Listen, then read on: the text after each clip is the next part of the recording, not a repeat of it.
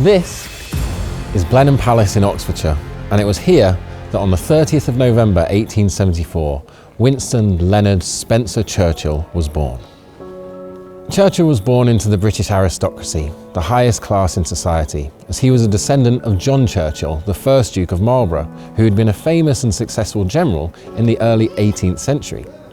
His own father, Lord Randolph Churchill, who was a politician, had served in several governmental roles between 1885 and 1887, including Secretary of State for India. Winston would be heavily influenced by his father's political views, particularly about the British Empire. His mother, Jenny, was the daughter of Leonard Jerome, a wealthy American businessman.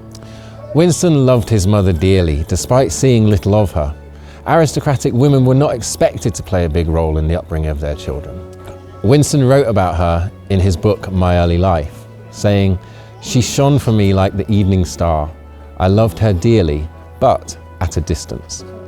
Once he grew up, Winston became good friends with his mother. Indeed, he saw her like a political mentor and, on even terms, more like a brother and sister than a mother and son. Winston's parents were very active in fashionable high society, but emotionally they were distant from their sons, and the brothers were mostly cared for by their nanny, Elizabeth Everest. Winston could often be found playing alone with his enormous collection of toy soldiers, arranging battlefields and launching wars.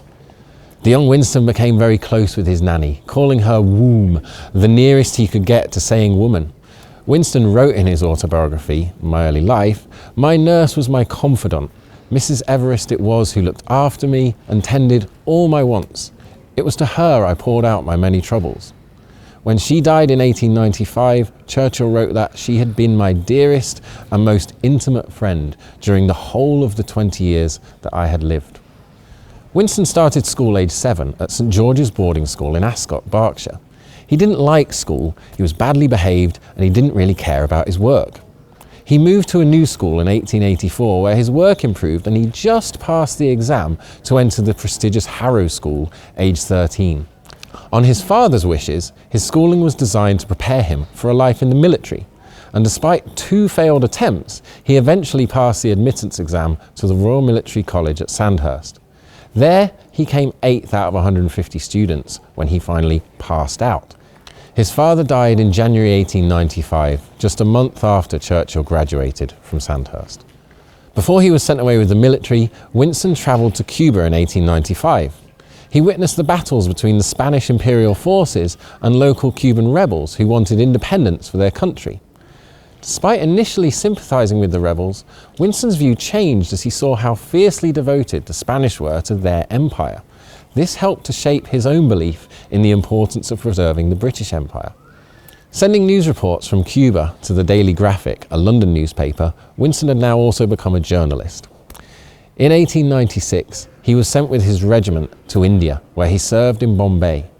During his time in India, Winston developed a belated desire to educate himself and received many books from his mother on philosophy and history, which would further shape his view of the world. He devoured his reading in the comfortable environment of the officers' quarters, where local servants would cater for his every need. Keen to see the action of war for himself, Winston used his aristocratic connections to join a field force set up to punish Pathan tribes who had risen in revolt. He saw companions killed and maimed in fierce fighting, in which he only narrowly escaped with his own life.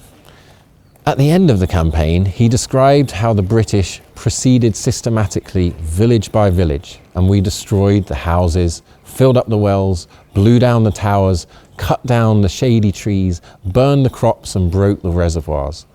The tribesmen sat on the mountains and sullenly watched the destruction of their homes and means of livelihood. A year later, Winston joined the 21st Lancers Cavalry Regiment to enter the battle as the British forces reconquered the Sudan. In his book, The River War, Winston wrote about a close encounter with the enemy, saying, "He staggered towards me, raising his spear.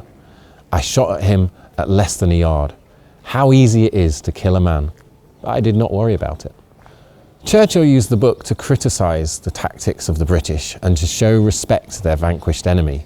His writing showed his willingness to challenge established ideas and his respect for those peoples the British ruled.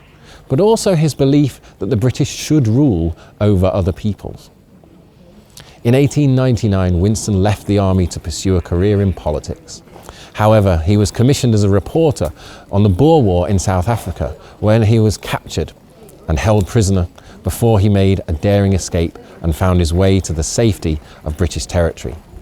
When he came back to Britain, Winston was seen as a hero and easily won election to Parliament on October the 1st, 1900, representing the Oldham constituency at the age of just 26. From his birth here at Blenheim Palace until the day he stepped into the House of Commons as an MP, the young Winston had rarely stood still and was convinced that his youth was all preparation for future greatness. His ambition and self-belief were clear to all, but also drew criticism from those around him, some of whom considered him arrogant, headstrong, and out for himself rather than for the greater good.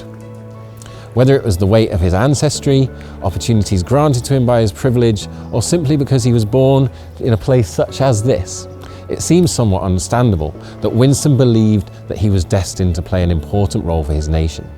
Indeed, on the night of May the 10th, 1940, when he became the leader of Britain amidst war with the all-powerful Nazi Germany, Churchill wrote, "I was conscious of a profound sense of relief. At last I had the authority to give directions over the whole scene. I felt as if I were walking with destiny and that all of my past life had been but a preparation for this hour and this trial. I was sure I should not fail." Even with such confidence as this about his abilities, quite how significant the name Churchill has become in British and world history might even have surprised him.